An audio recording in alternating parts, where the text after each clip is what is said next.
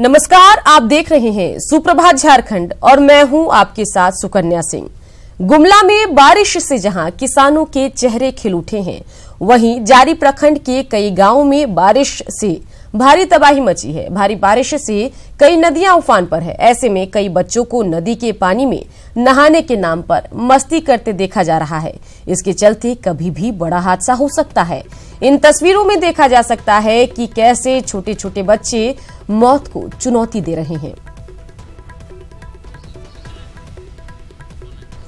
सुशील हमारे संवाददाता इसी खबर पर ज्यादा जानकारी के साथ फोन लाइन से जुड़ गए हैं।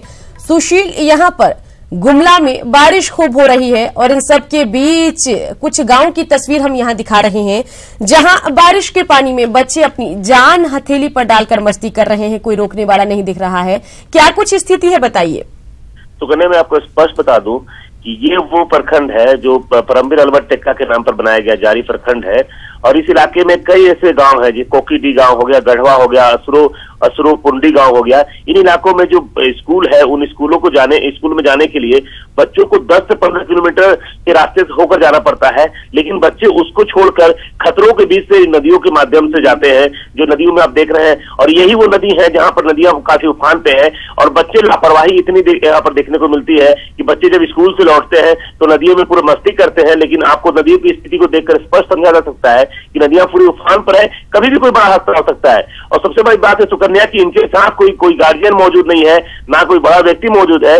जबकि इस तरह की तस्वीर अक्सर देखने को मिलती है और इस तरह की घटनाएं इसी तस्वीर के माध्यम से कई बार घटनाएं भी सामने आती है। बच्चे नदी में बह जाते हैं, उनकी मौत हो जाती है। सबसे बड़ी लापरवाही यहाँ पर यह है कि पहला बात तो यह है कि स्कूल प्रबंधन को इन बातों पर ध्यान देना चाहिए, गार्जियन को इस बात पर ध्यान देना चाहिए। और दूसरी सबसे महत्वपूर्ण बात यह है कि लंबे समय बाद भी इन नदियों पर पुल नहीं बन पाया है। बच्चे यहाँ पर मस्ती जरूर कर रहे हैं, लेकिन बच्चों के पीछे जो बच्चे वहां स्कूल ड्रेस में खड़े हैं, वो भी कहीं ना कहीं मजबूर है कि आखिरकार वो जाए तो कैसे जाए। 10 से 15 किलोमीटर दूरी तय करके स्कूल जाने में उन्हें परेशानी होती है, तो मजबूरी में नदी को पार करके जाते हैं। कई बार ये बच्चे मस्ती करने के दौरान कोई घटना के शिकार भी हो सकते हैं। लेकिन देखने को ये मिलता है कि कभी भी ना तो अभिभावक। चलिए सुशील, उम्मीद यही करते हैं कि खबर देखने के बाद प्रशासन जागे और यहाँ पर किसी न किसी की तैनाती हो और जो पेरेंट्स है उनमें भी जागरूकता है कि इस तरीके से बच्चों को अकेला न छोड़े। तमाम जानकारी के लिए शुक्रिया आपका। जमशेदपुर में रिकॉर्ड तोड़ बारिश के साथ साथ खरकई और स्वर्णरेखा नदी का जलस्तर बढ़ गया है। रही सही कसर ब्यांग बिल डैम का फाटक खुलने से पूरा हो गया। ऐसे में निचली बस्तियों में बाढ़ का खतरा मंडरा रहा है। रिकॉर्ड तोड़ बारिश से पानी पानी लोहनगरी, उफान पर खरकई और स्वर्णरेखा नदी। ब्यांग बिल डैम का फाटक खुलने से त्राहिमाम। तो क्या डूब जाएगी लोहनगरी?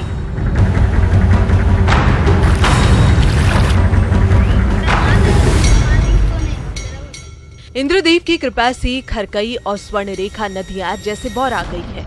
ना जाने कहां से इतना पानी आ गया कि लोहनगरी की निचली बस्तियों में रहने वाले लोग खौफजदा हैं। मौसम विभाग ने भी हाई अलर्ट जारी करते हुए भारी बारिश की चेतावनी दी है।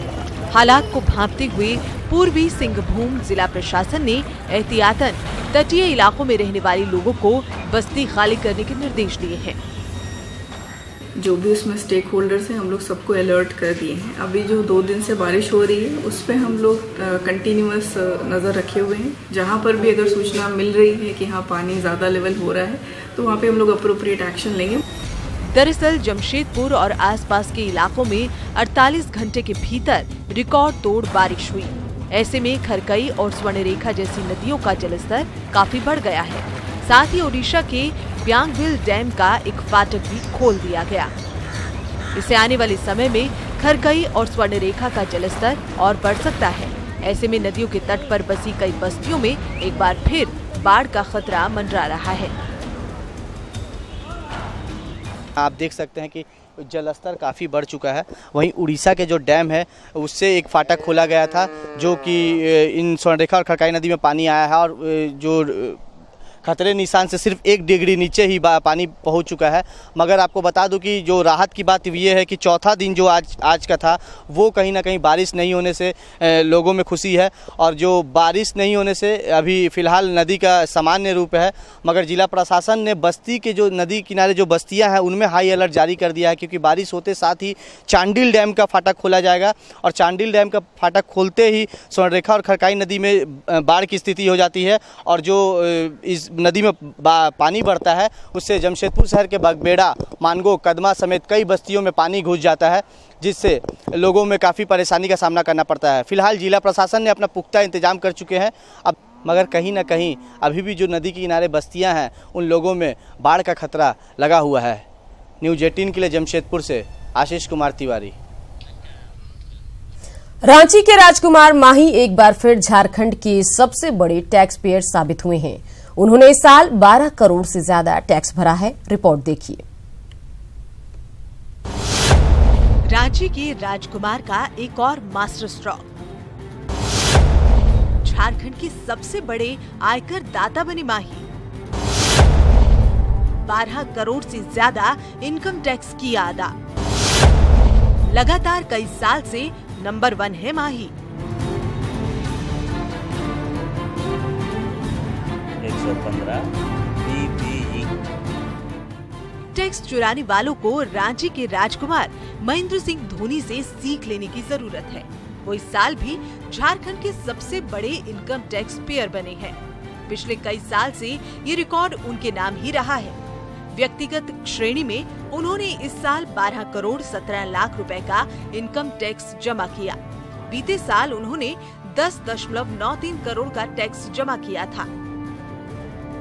इससे आयकर विभाग बेहद उत्साहित है। ये साल स्पेशल ईयर फॉर अस, क्यों कारण हम 10 लाख करोड़ एक्सीड किया। वित्तीय वर्ष 2017-18 के दौरान पिछले आय की तुलना में व्यक्तिगत आयकर की वृद्धि 88% थी। झारखंड में इंडिविजुअल में सबसे ज्यादा टैक्स पेयर महेंद्र सिंह धोनी हैं। झारखंड में आयकर विभाग ने 10 लाख करोड़ के लक्ष्य की तुलना में 88% ज्यादा इनकम टैक्स का संग्रह किया। ऐसे में अगले वित्तीय वर्ष के लिए ये लक्ष्य और बढ़ा दिया गया है। यही नहीं, 31 जुलाई तक आयकर नहीं भरने वालों पर आयकर विभाग 5,000 रुपए फाइन लगाने जा रहा है, जबकि बोकारो के 1,000 से ज्यादा आयकर दाताओं को धोखाधड़ी करते पकड़ा गया है। कोई छुपाया इनकम इन्वेस्टमेंट, ये सेक्शन के हिसाब से 35%, 30% और एक्स्ट्रा टैक्स लगना है नॉर्मल टैक्स से। इसके साथ साथ इंटरेस्ट लगेगा, पेनाल्टी भी लगेगा, प्रोसिक्यूशन होगा। आयकर वसूली में बेहतर प्रदर्शन से आयकर विभाग बेहद उत्साहित है। विभाग का कहना है कि आम जनता भी जागरूक हुई है। ऐसे में नए वित्तीय वर्ष में मिली नई चुनौती को हासिल करने की कोशिशें तेज हो गई हैं। मनोज कुमार, न्यूज़ 18 रांची। रांची के रिम्स में एमसीआई के दौरे से पहले व्यवस्था दुरुस्त करने की पहल की गई है। इस सिलसिले में रांची में स्वास्थ्य विभाग की प्रधान सचिव निधि खरे ने निदेशक, अपर निदेशक, उप निदेशक और अन्य अधिकारियों के साथ बैठक की, जिसमें एमसीआई के दौरे से पहले आधारभूत संरचना दुरुस्त करने पर चर्चा हुई। साथ ही रिम्स में एमबीबीएस की सीट 150 से बढ़ाकर 250 करने के प्रस्ताव पर भी मंथन हुआ। गौरतलब है कि रिम्स में इंफ्रास्ट्रक्चर दुरुस्त करने के लिए राज्य सरकार से 16 करोड़ रुपए और केंद्र सरकार की 24 करोड़ रुपए की रकम मिली है।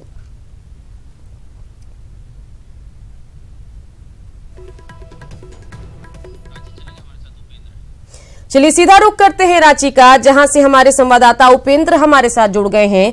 उपेंद्र, एमसीआई के दौरे से पहले रिम्स को दुरुस्त करने की यहां पर कवायद चल रही है और प्रधान सचिव निधि खरे की अगर बात करें तो वो भी अधिकारियों के साथ बैठक कर रही हैं और पूरे व्यवस्था पर नजर रखी हुई हैं। क्या कुछ चल रहा है, बताइए।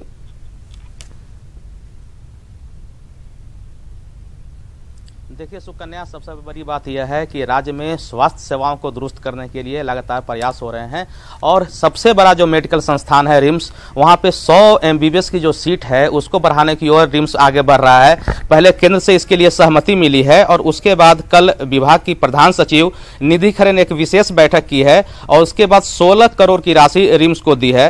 अभी हमारे साथ निधि खरे खुद हैं और हम इनसे जानेंगे कि कैसे राज्य में स्वास्थ्य की जो व्यवस्थाएं हैं वो दुरुस्त की जाएगी और कैसे रिम्स में जो MBBS की सीट है उसे 150 से बढ़ाकर 250 करने की जो योजना है वो कैसे आगे बढ़ना है उस पर।